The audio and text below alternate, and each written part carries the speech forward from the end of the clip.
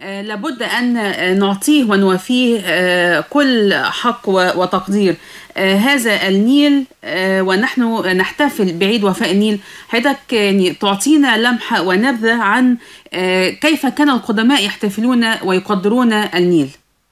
طبعا المصريين القدماء احتفالهم بالنيل وتقديسهم لنهر النيل، وعشان كده عندنا الإله حادي أو حادي هو رب النيل، وهو شكل رجل عنده ترهلات في الصدر ما تدل على خصوبة نهر النيل. عنده مثلا الإله حادي دوت نبات البرد، رمزه نبات البرد ونبات اللوتس اللي هو بيربط شمال مصر وجنوب مصر اللي هو الدلتا برباط مقدس اسمه سما طويل اللي هي وحدة الأرضين. فإذا نهر النيل في مصر القديمة يعني إن هو الرباط المقدس اللي بيربط بين مصر العليا ومصر السفلى. أيوه. ابتدى احتفال المصري القديم بنهر النيل.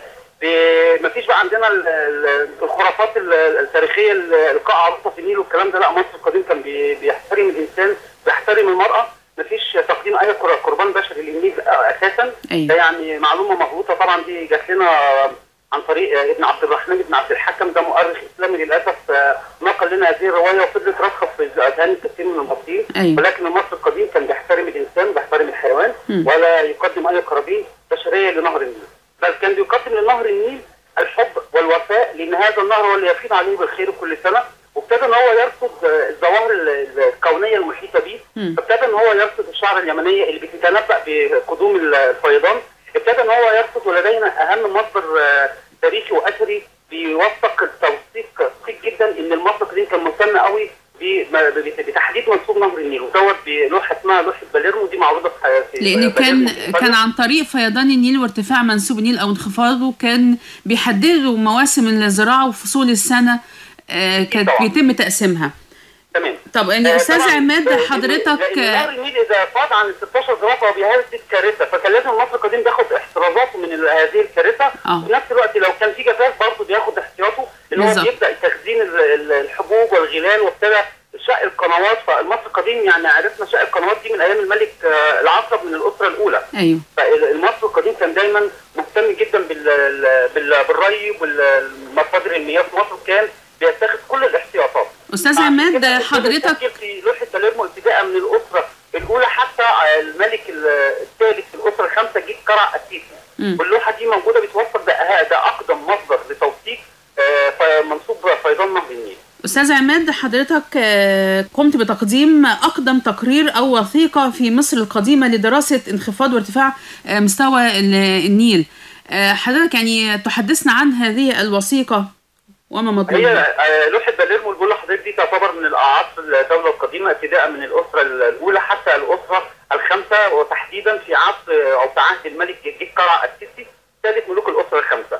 الوثيقه ديت هو حجر بيوثق عدد المواشي في مصر القديمه، لان بص بقى نشوف اهتمام مصر القديم بالثروه الحيوانيه والزراعيه. كان الزراعه عنده ده اقتصاد مصر. أيوه. يعني كان بيهتم جدا، ومن اهم التدوين اللي دونه في لوحه باليرمو هو منسوب ارتفاع نهر النيل. فنجد مثلا في حدث جفاف منسوب نهر النيل لم يتعدى 4 ذراع، وكان بيسجل الكلام دوت كل سنه، يعني نلاقي كل سنه في عصر كل ملك بيسجل منسوب الفيضان وصل في عهده الى كام ذراع. ايوه. فاللوحه طبعا دي من اقدم المصادر الاثريه عندنا، بس للاسف طبعا من اثارنا القيمه جدا اللي موجوده خارج مصر، موجوده في متحف مدينه باليرمو في ايطاليا. ودي زي ما قلت لحضرتك بتوثق اعداد المواشي والحقول وتعداد الحقول كمان في مصر القديمه، واهم ما سجلت هذه اللوحه هو منسوب نهر النيل.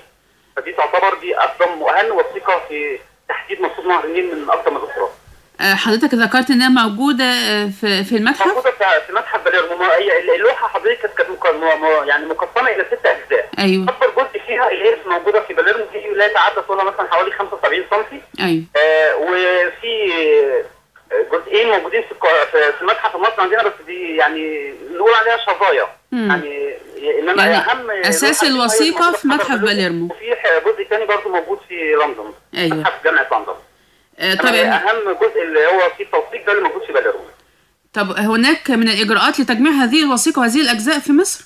والله احنا يعني في حمله الاستاذ بسام الشماع المؤرخنا والكاتب المصري الجميل عامل حمله يعني توقيع 20 مليون مصري لاسترداد اثارنا، ومن ضمنها ان شاء الله هنحط فيها لوحه باليرمو باذن الله. ان شاء الله. من ضمن الاثار اللي احنا بنطلب استردادها لمصر، لان دي تعتبر من المصادر التاريخيه والاثريه في مصر. بالظبط.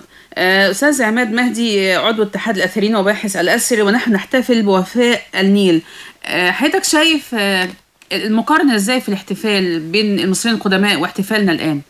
والله بص حضرتك، نهر النيل شهد احتفالات عديده ابتداء من مصر القديمه مرورا بالدوله الاسلاميه بعصورها المختلفه من المماليك الى العصر العثماني الى العصر الفاطمي الى عصرنا الحالي، ولكننا احنا ادنى ناس بنحتفل بنهر النيل للاسف الشديد. يعني المفروض ان الاحتفال ده يتطور معانا ويكون في يعني القاء الضوء للمصريين عشان حتى موضوع التلوث اللي بيشهده نهر النيل والتعديات الصارخه على نهر النيل. أيوة. الاحتفالات في مصر القديمه كان بيلقوا بعض الاسماك معينه وكانوا بيرموا شرائح من البرد ملونه. أيوة. دي احتفاليه جميله جدا وكرنفاليه في مصر القديمه.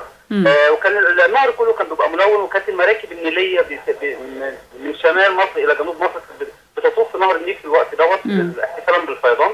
طبعا في العصور الاسلاميه كان في الذهبيه في عصر المماليك، كان في العصر الفاطمي برضو كان بيخرج برضو على راس الاحتفال الحاكم بنفسه في احتفاليه برضو في نهر النيل في المراكب والشعب المصري. حتى عصور برضو العصر الاسره العلويه في اسره محمد علي كان برضو في اهتمام جدا باحتفال نهر النيل، ولكن في عصرنا الحديث للاسف الاحتفال بقى قاصر كده على تقديم موسيقات عسكريه في بعض المناطق، مفيش تسليط الضوء على اهميه نهر النيل في حياتنا. وده بقى دور الاعلام، يعني ان احنا نبرز دور اهميه نهر النيل في حياتنا والحد من التلوث اللي بيتعرض له نهر النيل. يعني كما كان هناك من قبل مظاهر الاحتفال كما حضرتك ذكرت مظاهر بهجه وفرح بعيد النيل، نود أن تستمر هذه المظاهر وهذه الاحتفالية، ولكن بشكل آخر الحفاظ على النيل وحمايته من التلوث. الأستاذ عماد مهدي، عضو اتحاد الأثريين والباحث الأثري، بنشكرك شكرا جزيلا وصباح الخير.